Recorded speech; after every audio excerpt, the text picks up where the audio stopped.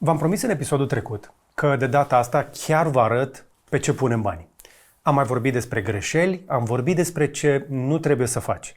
Azi, în sfârșit, o să răspundem la întrebarea aia, ok, ce facem după ce am înțeles toate chestiile astea? Dar încă o dată, înainte să vă dau tickere, ETF-uri, tot felul de instrumente financiare, trebuie să înțelegeți totuși ce se întâmplă în economie chiar acum, în primul trimestru din 2026. Pentru că dacă nu înțelegi de ce investești într-o direcție, ce o să faci? O să vinzi la prima scădere, următoarea scădere de, 10% și o să pierzi banii exact ca în exemplele din episodul 2. Încă o dată îți las link pentru ele mai jos în descriere.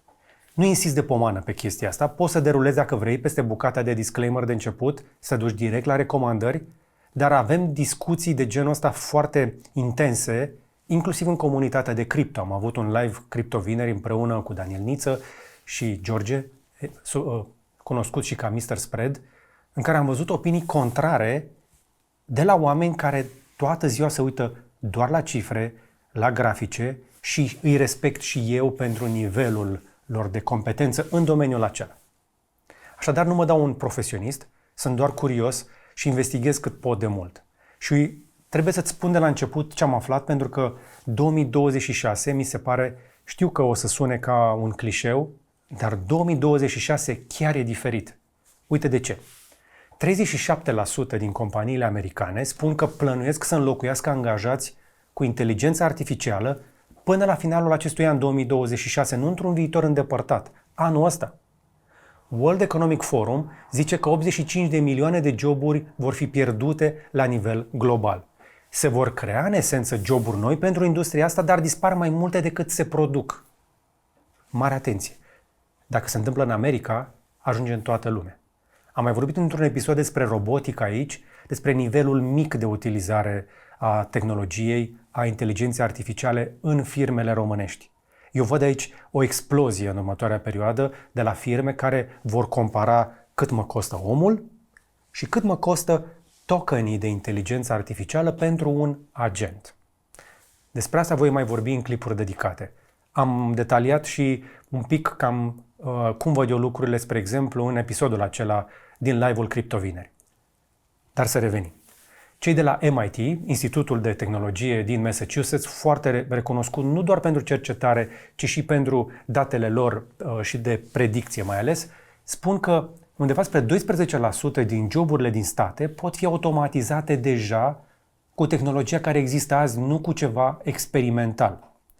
V-am zis, 2% în România, potențial de 12% în America. Nu suntem chiar atât de diferiți. Dar uite, spre exemplu, ce spune Dario Amodei, care este CEO-ul la Anthropic, compania care face Claude, unul dintre cele mai puternice modele AI din lume, din punctul meu de vedere cel mai performant, în februarie 2026.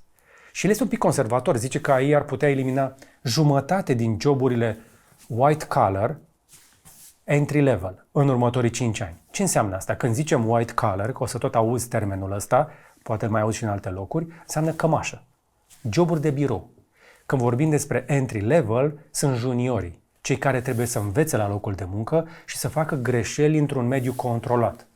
Dar cine își mai permite luxul să antreneze juniori care pot să plece oricând și să facă greșeli pe banii cui? Așadar, în următorii 5 ani, jumătate din ăștia dispar. Încă o dată am mai vorbit despre riscul pentru juniori în materialul despre roboți. Mergi să-l vezi și hai înapoi aici. Dă o pauză că nu pleacă nicăieri de pe YouTube. Până la urmă, care e adevărul? Suntem la un pas de revoluția robotică sau totul e fum și oglinzi? De-aia v-am dat clickbait. Hai să aflăm. Eu sunt George Buhnici și azi o să vorbim despre ceva care vă va schimba complet perspectiva asupra viitorului. Nu va schimba viitorul ca la oricum vine. Acum, ăsta nu este încă un clip din ăla trist despre pierderea locurilor de muncă. De fapt, este despre unde se duc banii. Follow the money, dacă vrei să știi încotro ne ducem și noi ca societate. Nu e vorba de ce părere am eu sau tu, e vorba despre unde se investește. Gândește-te o secundă. Dacă companiile mută sute de miliarde de la salarii către infrastructura AI, banii ajung undeva. Și ajung pe 4 paliere. Și acum intrăm pe faza aia de industrie. 1. Industria chipurilor. Cineva trebuie să facă acele creiere digitale. 2. Energie. Pentru că centrele de date mănâncă curent deja cât o țară medie. 3. materiile prime. Fiecare cablu, fiecare server are nevoie mai ales de cupru și de multe alte lucruri, dar la cupru revenim. Și 4. Utilaje grele. Cineva trebuie să construiască fizic toată infrastructura asta până când o să-și o construiască după aceea din nou roboții. Ăsta e planul episodului de azi. Follow the money, strat cu strat. Dar mai întâi trebuie să vorbim despre ceva ce nu exista acum 2 ani. Economia tokenilor. Pregătiți-vă pentru că chestia asta este intensă și eu cred că ne va defini viitorul apropiat. Înainte de orice, hai să facem un exercițiu, că ne-am mai jucat cu chestia asta aici. Deschideți telefonul. ChatGPT, Claude, orice ai vrei tu și scrie. Fă-mi un rezumat al raportului ăstuia de 30 de pagini. Știți că am făcut chestia asta la un moment dat cu un raport foarte lemnos al celor de la Banca Națională a României. Într-un minut și jumătate ai primit ceva pentru care o firmă de consultanță îți cerea 500 de euro și 3 zile lucrătoare. Acum eu sunt modest. Sunt companii care cer mult mai mult și durează și mai mult de atât. Dar s-ar putea ca într-un loc de 1 minut jumate să primești răspunsul în câteva secunde sau 10 de secunde deja. Atât de repede mergem. Problema care e? Cât te-a costat pe tine raportul ăla? Păi, hai să numărăm. Un cuvânt se sparge în 1,3 tokeni. Munca AI se măsoară în tokeni. Un token e cam 3 sferturi dintr-un cuvânt, ca să înțelegi de ce tot vorbim de token. De fiecare dată când un model AI gândește, citește sau scrie, el consumă token. E ca și cum ai plăti pe kilowatt-oră, doar că nu pentru curent, ci pentru inteligență. Dar există o legătură între token și kilowatt-oră, vorbim despre ea imediat. Deci, acest token e noua unitate de măsură a muncii intelectuale. Și prețul lui face ceva spectaculos. Se prăbușește. Da, ai auzit bine. Acum 1 an, dacă voiai să procesezi un document lung cu GPT-4, plăteai 3 cenți la 1000 de token input și 6 cenți la output. Sună puțin? Da, e puțin. Numai că modelele de azi, optimizate pe task-uri specifice, sunt de 10 ori mai ieftine decât acum 1 an. Adică în loc de 3 cenți, 0,3 cenți. Hai să punem lucrurile în perspectivă. Un agent AI, un angajat digital care lucrează non-stop, nu cere mărire, nu pleacă în concediu, costă azi între 1000 și 5000 de dolari pe lună, folosit super intens, dând randament în anumite situații de 10 ori mai bine decât un angajat. Un angajat uman echivalent în Statele Unite costă 80.000 de dolari pe an cu taxe, birou, asigurare. Raportul este azi de 1 la 5, minimum. Deși, sincer, agentul AI nu-l poți chema la team building. Are și el minusuri, nu? Dar s-ar putea să aibă mai multe plusuri pentru corporație. Nu le iau parte. Sunt aici doar să dau informația, nu arunca cu pietre către ecran, că o să mai ai nevoie de el. Așadar, companiile care nu adoptă în momentul acesta, azi, 2026, inteligența artificială, plătesc deja de 9 ori mai mult pentru un task obișnuit de birou. Nu de 2 ori, de 9 ori. Break-even-ul între angajez om și pun agent AI e undeva la 14-18 luni. După aceea, fiecare lună e profit pur pentru modul de funcționare de azi. Numai că asta nu înseamnă că piața AI se micșorează pe măsură ce devine totul mai ieftin. Dimpotrivă. Aici intră un concept pe care trebuie să-l țineți minte. Paradoxul lui Jevons. Aș putea să fac un clip dedicat numai despre chestia asta, pentru că mie mi-a explodat mintea când am ajuns să-l procesez acum câțiva ani. Gândește-te, spre exemplu, la telefonul tău mobil. Dă un pic înapoi, anul 2000. Vlăduț nu era încă născut? Nu era. 2000? Da. Când? 99 decembrie. La limită.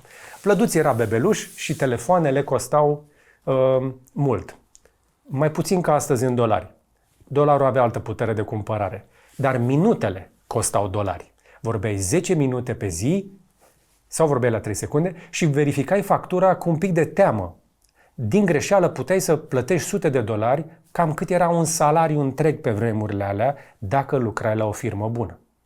2025, minutele, care minute? E totul gratis. Și tu ce faci pe telefonul ăla? Stai 3 ore pe TikTok, faci video call-uri, asculți muzică pe streaming, trimiți mesaje vocale pe WhatsApp, vorbești cu AI-ul. Consumul tău pe telefon n-a scăzut. A explodat. Nici măcar nu îți imaginai lucrurile pe care puteai să le faci pe un ecran din buzunarul tău. Cu AI-ul se întâmplă exact același lucru și suntem abia la început. Costul de inferență, adică rularea efectivă a modelelor de inteligență artificială, scade cu aproximativ de 10 ori pe an. Satya Nadella, CEO-ul de la Microsoft, a vorbit despre asta recent într-un interviu și spune așa: compute mai ieftin, procesarea, nu înseamnă mai puțin compute consumat, înseamnă exponențial mai mult. Și acum, dacă ai înțeles paradoxul lui Jevons, gândește-te așa. Dacă fiecare companie din lume începe să consume de 10 ori mai multă inteligență artificială în fiecare an, cine furnizează toată infrastructura aia? Cine face chipurile? Cine face curentul? Cine trage cablurile? Pentru că schema lanțului valoric arată așa. Avem nevoie de token, deci înseamnă că în spatele lor trebuie să existe chipuri, chipurile trebuie alimentate cu energie, transportată prin cupru, instalat cu oameni și utilaje. Așadar, follow the money. Și exact asta facem acum. Show me the money! Hai să ne concentrăm acum așadar pe cele 4 straturi de investiții. Și o să încep cu stratul 1, semiconductorii. Nu durează mult, dar trebuie să-l înțelegi.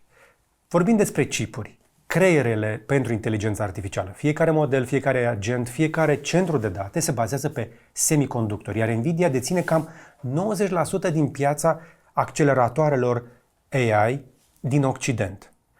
În China nu știm prea multe, ei încearcă să plece pe tehnologia lor. În 2025, Nvidia raportau peste 35 de miliarde de dolari venituri din data center, apoi veniturile au crescut la peste 56 de miliarde într-un singur trimestru. Cam cât PIB-ul Lituaniei. Lituania e o țară mai mică decât România, deci mai e un pic până când să ajungă la puterea noastră. Numai că eu nu vă recomand să cumpărați acțiuni Nvidia individual. De ce? Pentru că în episodul 2 am vorbit despre diversificarea. Da, Nvidia e regele azi, dar AMD crește. Broadcom livrează chipuri custom. V-am arătat un chip nou de rețea recent în Curiosity. TSMC fabrică totul. Practic ei fabrică fabricile care fac chipurile. Mâine poate să apară altcineva pentru că, spre exemplu, TSMC anunță modele de fabricație, faburi sub 1 nanometru.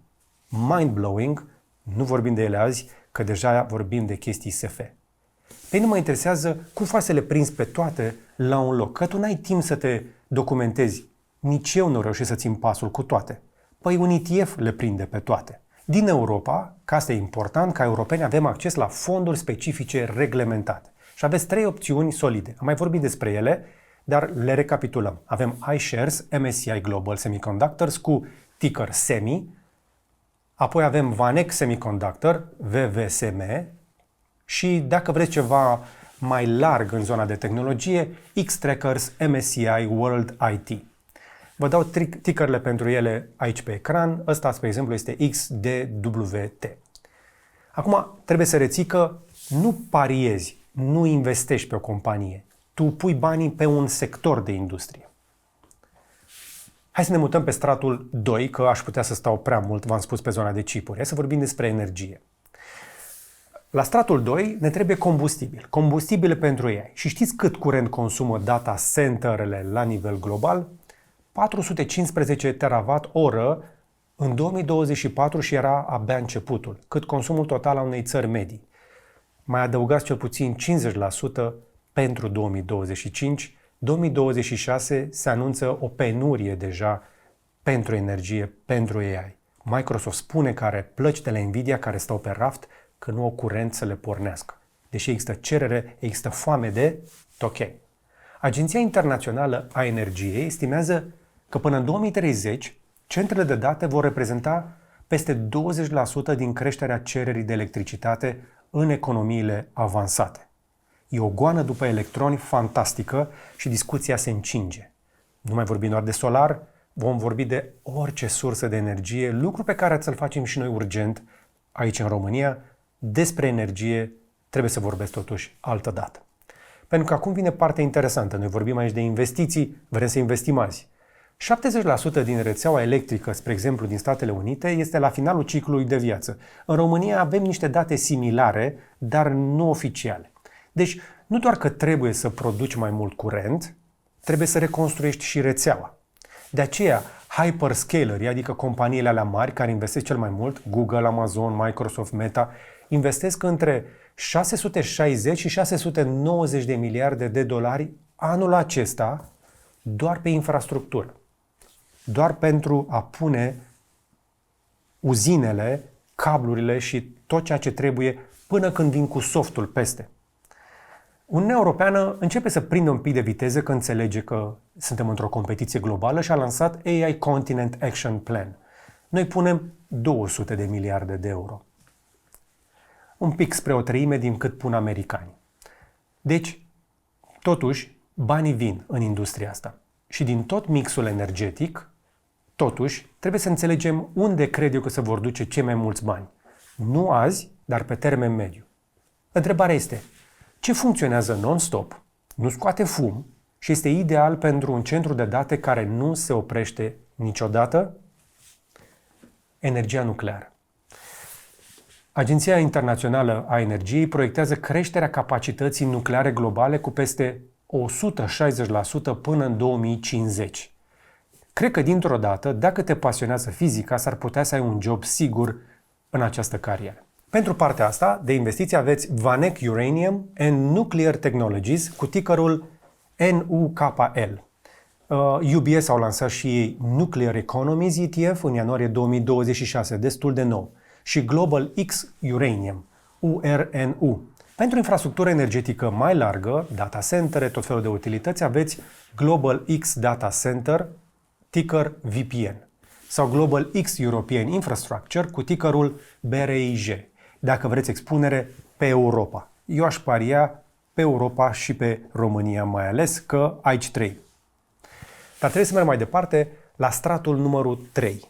Trebuie să vorbim despre cel mai prețios metal din 2026, cupru. Pentru că aici vine partea pe care prea puțină lume o discută. Știu că poate sun ca o moară stricată dacă m-ai urmărit în ultima perioadă și pe la Curiosity, dar uite, spre exemplu, Goldman Sachs numește cuprul noul petrol. Și eu cred că au dreptate. Fiecare cablu, fiecare GPU, fiecare server, fiecare transformator din fiecare centru de date consumă cupru. Un singur centru de date de 1 gigawatt folosește peste 65.000 de tone de cupru. Cuprul ăla trebuie să iasă de undeva. Și asta este o informație publică, apropo, de la cei de la Schneider Electric, cărora le văd și lor un viitor destul de interesant în industria asta. Consumul de cupru, așadar, doar pentru centre de date, se duce spre 500 de milioni de tone doar pentru 2023, când încă se investea de vreme. Estimarea pentru 2026 este aproape dublu. Se estimează 710.000 de tone de cupru. Și asta fără să punem la socoteală infrastructura de rețea electrică, care adaugă încă peste 600.000 de tone. Numai că atâta cupru nu există. S&P Global avertizează despre un deficit structural de 10 milioane de tone de cupru până în 2040. JP Morgan estimează prețul undeva la $12.500 pe tonă în trimestrul 2 din 2026. Problema care este? Că asta era estimarea lor de la sfârșitul lui 2025 și am verificat-o înainte să filmez și a sărit deja. Sunt zile în care cuprul sare și de $13.000 pe tonă.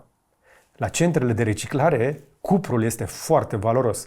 După aceea să nu vă mire de ce vedeți tot felul de focuri pe câmp. Cineva ar trebui să-i oprească pe oamenii ăia, dar nu despre mediu vorbim noi aici astăzi, ci despre investiții.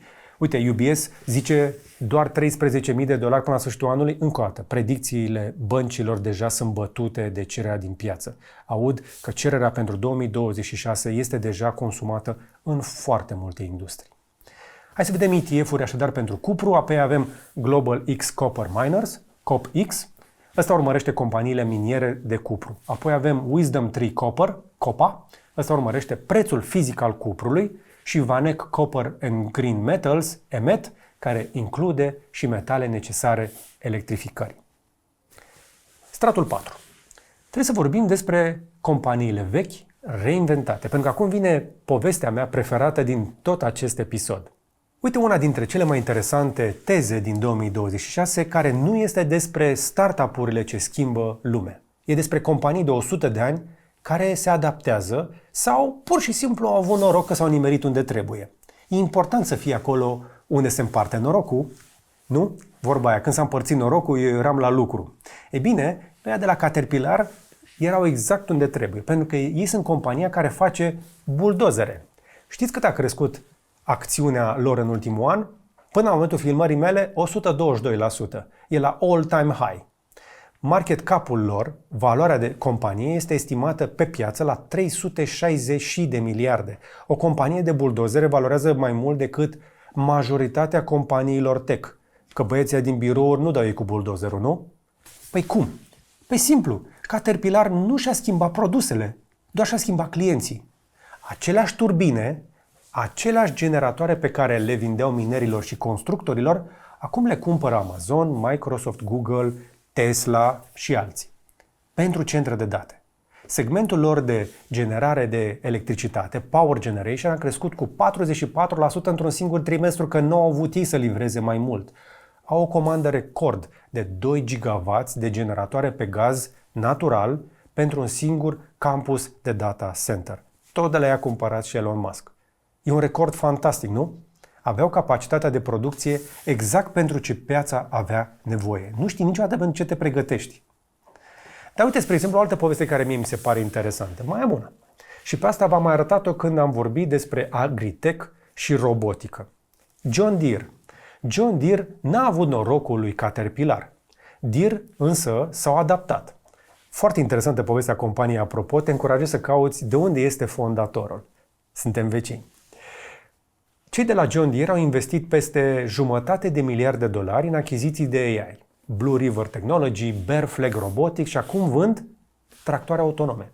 Tractorul lor, nou RX, are 16 camere, vede 360 de grade, GPS cu precizie sub 1 inch. Funcționează non-stop. Fermierii îl pornesc de pe telefon. Pur și simplu. Swipe to farm, cum spun cei de la John Deere. Au și tehnologie See and Spray, care reduce consumul de erbicid cu 43 până la 76% pe fermă, iar erbicidele sunt o parte foarte scumpă din tot ceea ce înseamnă agricultură. Combina X9, pe care am văzut-o la CES și în ianuarie, cu coada acolo apropo la stand, analizează cu inteligența artificială 180 de boabe de porumb pe secundă și ajustează mașina în timp real. Se întâmplă la fel în foarte multe ferme. Următoarea revoluție, cred eu, că vine în agricultură pentru că consumă enorm de multă energie, bani și apă. Deci, John Deere, acțiunea lor e aproape de all-time high. Morgan Stanley, RBC, Barclays, Wells Fargo, toți cumpără. Investitorii plătesc acum de 36 de ori câștigurile companiei din acest an pentru că pariază pe viitor. Un viitor în care în agricultură se va întâmpla ce vedem că se întâmplă acum în IT. O poveste comparabilă cu Caterpillar? De ce? Pentru că nu mai cumperi o companie de tractoare sau de buldozere. Cumperi o companie de roboți cu AI. O companie fondată în 1837, anul în care Cuza nu era încă pe tron, vinde acum roboți cu inteligență artificială. Gândește-te un pic la asta. Și uite ce au în comun Caterpillar și John Deere. Ambele sunt companii centenare care profită de inteligența artificială fără să fie companii de AI. Una furnizează turbine pentru centre de date, alta pune AI direct în tractoare. Lecția pentru investitori: nu trebuie să cumperi doar Nvidia ca să investești în AI. Unele dintre cele mai bune oportunități sunt la companiile plictisitoare care se reinventează. Și aici o să facem iarăși acea analogie cu Guanadu Power. În epoca Gold Rush din California, cei mai bogați nu au fost minerii, au fost cei care vindeau lopeți și căruțe. Caterpillar vinde lopeți digitale. John Deere vinde căruțe autonome. Iar Nvidia vinde harta spre mină. Acum, dacă chiar vreți să investiți, Caterpillar și John Deere nu au ETF-uri tematice dedicate accesibil din Europa. Le puteți găsi în niște ETF-uri industriale largi, tip iShares World Industrials. Nu spun neapărat că trebuie să cumpărați companii la all-time high. Vi l-am dat de exemplu. Dar, încă o dată, le puteți cumpăra și direct ca acțiuni individuale și asta ne duce totuși la partea următoare. Trebuie să vorbim despre baza portofoliului, structura lui. Hai să ne concentrăm un pic pe felul în care facem lucrurile astea așezat.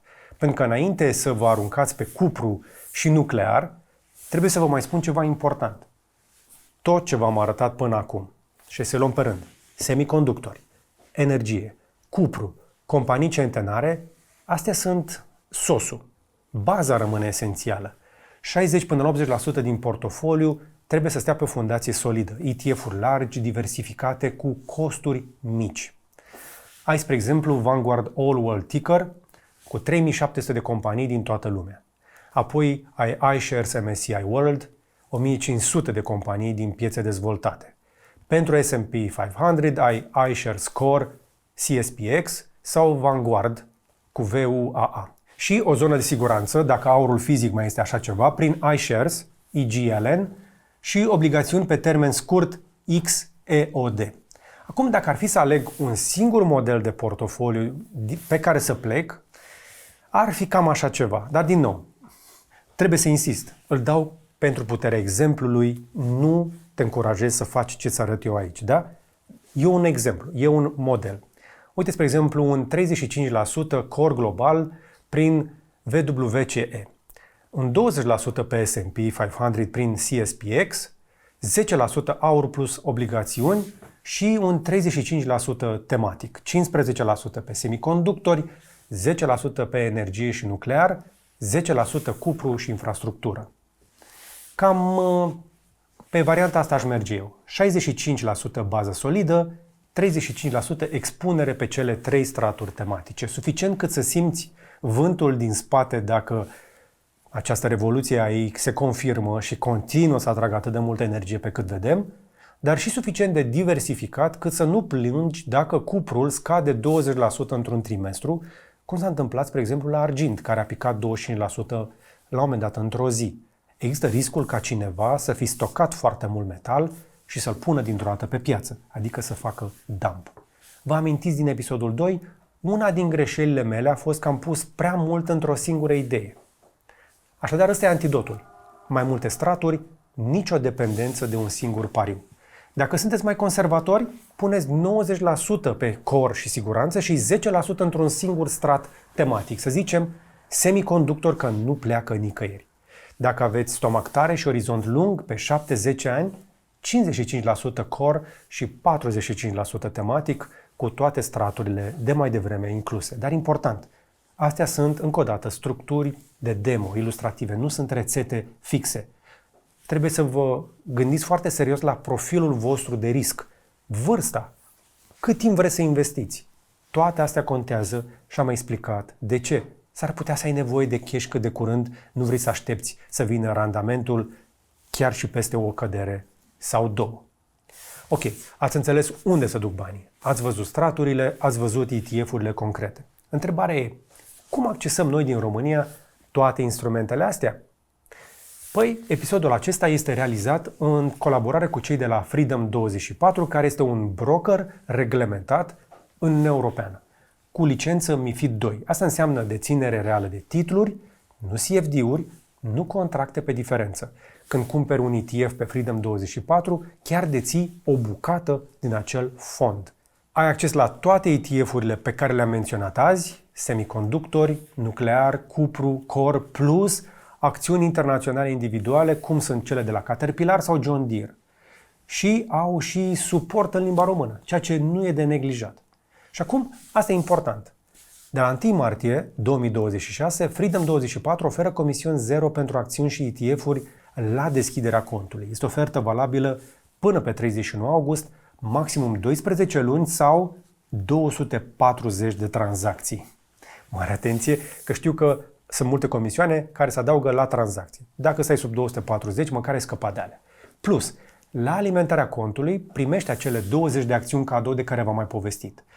Dacă v-a interesat ce ați văzut astăzi, linkul e în descriere. Îți deschizi contul înainte de 1 martie ca să prinzi oferta de comisiuni zero, mare atenție, și dacă vrei să înveți mai multe înainte să investești, pe lângă clipurile pe care încerc să le fac și eu, cei de la Freedom24 au o secțiune de Academy unde au cursuri gratuite. Nimeni nu te grăbește, insist să-ți iei timp pentru a învăța înainte să investești. Și asta a fost partea de recomandare pentru un sponsor care susține această serie, dar nu spune ce să vă zic. Așadar, ne apropiem de final și trebuie să vă reamintesc. Follow the money. Tokenii devin noul salariu. Chipurile sunt creierele. Energia e combustibilul, cuprul e cablajul și companiile vechi, care se reinventează, nu toate, devin lopețile și căruțele acestei noi goane după aur. Scrieți-mi acum în comentariu însă în care strat vă interesează cel mai mult să investiți. Vă atrag semiconductorii? Sunteți mai de avantgardă așa? Sau credeți mai degrabă în energie? Eu cred că e nevoie de energie multă. Dar cupru pare deja un pariu destul de interesant. Însă companiile vechi pe care le alegem. Sunt tare curios la ce vă uitați voi. Haideți să aprofundăm și în episoadele viitoare fix ce vă interesează pe voi, pentru că facem această serie ca să învățăm împreună, că și eu învăț la locul de muncă. Dar mai bine ne oprim astăzi aici. Multă informație, poți să o recapitulezi, dar încă o dată trebuie să insist. Acesta este un material educațional. Nu este un sfat de investiții. Este un conținut care este sponsorizat de Freedom24, iar orice investiție are risc de pierdere a capitalului. Insist, performanțele trecute nu garantează rezultatele viitoare, așadar informează-te, citește prospectele și consultă un specialist dacă e cazul. Dă un like dacă ți-a plăcut, un share să vadă și prietenii și un subscribe dacă nu ai făcut-o deja. Și până data viitoare, să vă fie numai bine!